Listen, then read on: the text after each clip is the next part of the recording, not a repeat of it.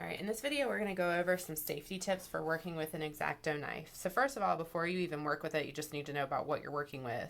Of course, like any other knife, there's a handle and there's a blade. So on an X-Acto knife, of course, this part is the handle. This textured part is going to be what you use to actually change the blade out. And then you have the blade up top. These are very, very sharp instruments to work with, so it's important that you know what you're working with and that you're always careful with it. When you are working with this tool, you're not going to hold it like a regular pencil where it's vertical. It always should be held at a diagonal. So when you're holding on to it, I mean, you can hold it like a pencil as long as it's going to be cutting at a diagonal rather than straight up and down. If you try to cut straight up and down, you're going to break the tip off very quickly, which makes your knife not as safe to use. And you also aren't sure where that tip could end up, which is a hazard for yourself and others.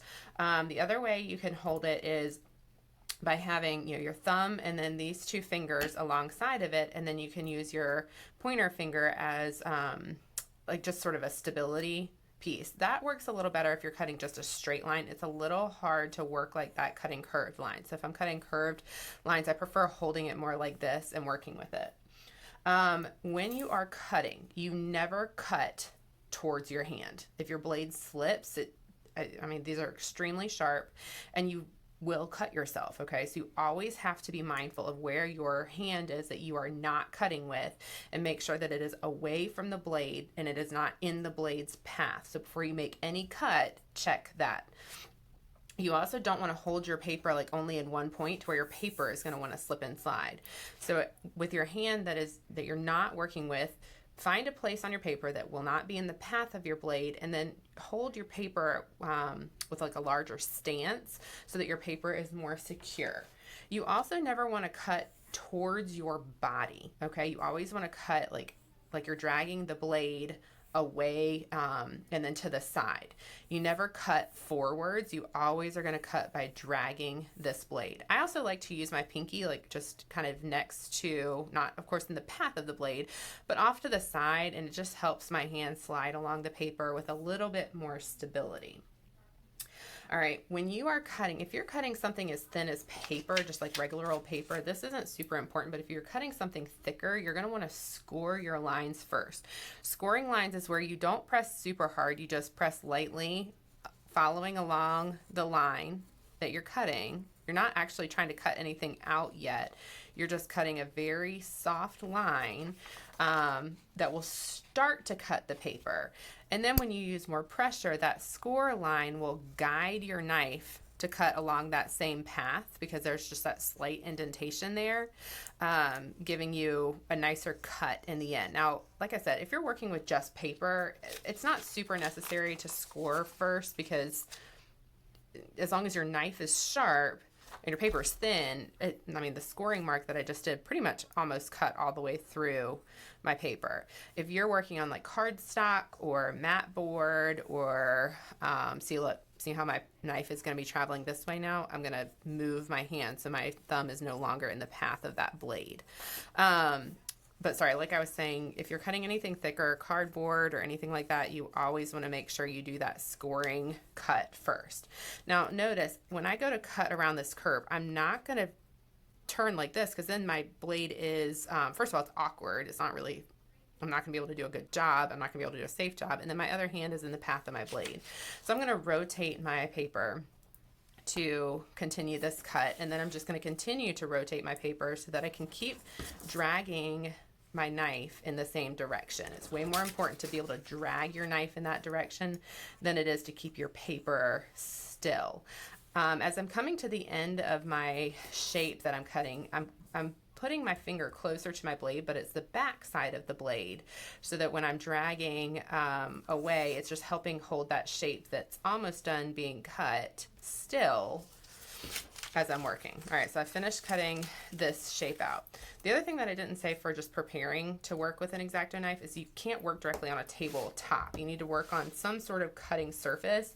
Now, if you have one of these self-healing boards, they're really nice to work with, but if you don't, a piece of cardboard will be fine, or a piece of mat board, just something that you can work on top of that isn't just your table. Your table is too hard and it'll dull your blade and potentially chop that little tip off. All right, So that's working with curves. If I want to work with a straight edge, I can use a ruler or something to just trace along with my knife. I don't want to hold my ruler in one place because then as I push along it, my ruler is going to want to move, which puts strain on that blade. So I'm going to line my ruler up where I want, and I'm going to make sure my fingers are all the way on the other side. You never would want them to be, again, in the path of your blade. So I'm going to move them back to the other side of this ruler, and then I can just drag right along it to make as many straight cuts as I need to. Okay. When you're working with small cuts, that's where it's going to be really important for you to not, like here, I'm not going to turn and try to cut up that way. I'm just going to reposition my blade and drag down again to meet up with this. Then I can rotate my paper to cut around this little curve here, okay, to pop this thing out. Let's say I'm working with a really small piece and I need to cut something out of here. Well, this, I mean, you don't have a whole lot of room to work with your fingers and having them super out of the way. So rather than working with two fingers, I'm just going to work with the very tip fingernail of one finger, maybe another one, just to help me hold it steady. And then just as I'm working, I'm going to move slowly, and I'm going to really pay attention to where I'm making my cuts so that I'm never pulling that blade towards my finger. It's always being pulled in the opposite direction, and I'm just rotating that paper. When you're making small cuts, you also can use the tip of that X-Acto knife to help you. Like if I use my fingers, they're kind of just too big to get into that space, but I can use the tip of my X-Acto blade. As long as I pay attention to where my fingers are, I can use the tip of that X-Acto blade to pull that paper out. Okay, so that's some tips on cutting and being safe with your cutting. If your X-Acto blade is dull, you don't want to work with it. You need a sharp knife. Okay, so if it is dull, for example, this blade is fairly dull and it's time to switch it out. What you're going to do to switch it is this part right here just turns to the side. Okay, it just rotates, and that loosens the clamp that's holding this blade in place. So like this part right here is just a little clamp that as you tighten this arm down, it clamps down on this part of the blade to hold it in place. Okay, so you've loosened it, and then you can take your new blade, being mindful of how you're picking it up, of course, slide it into your knife, and then just tighten this back down all the way. Okay, being mindful of your fingers the whole time. You want your blade to be really secure in your knife, so pay attention to getting it in there really well. Now, the old blade, when it's time to get rid of the old blade, if you don't have a sharps container, which is where these should go is into a sharps container. If you don't have a sharps container, which I mean some places just don't have that, a way that you can safely dispose of your blade, you cannot just throw this in the trash. If you just throw this in the trash, first of all, it can rip your trash bag and everything can fall out because it's a knife, it's a blade. And second of all, whoever empties your trash may not know that that sharp piece is in there and they could injure themselves. So what you can do is you can take a little piece of masking tape and fully tape up that blade so that every last bit of it is covered. Okay, covered with tape. It's fully filled in. I'm even going to tape that bottom part as well. So my entire blade is now encased in just this masking tape barrier level, and now it's not going to cut me because it's fully wrapped in a pretty good chunk of masking tape. All right, back to this blade. When you're done working with it, you don't just want to toss it in a box like this because that's going to dull your blade. You need to take care of this. And then also other people reaching into the box, of course, are reaching in them with all these exposed blades. So these come with a cap that you just need to make sure that the cap is fully on your X-Acto knife, which this one's not wanting to go on all the way. Hang on. Ooh.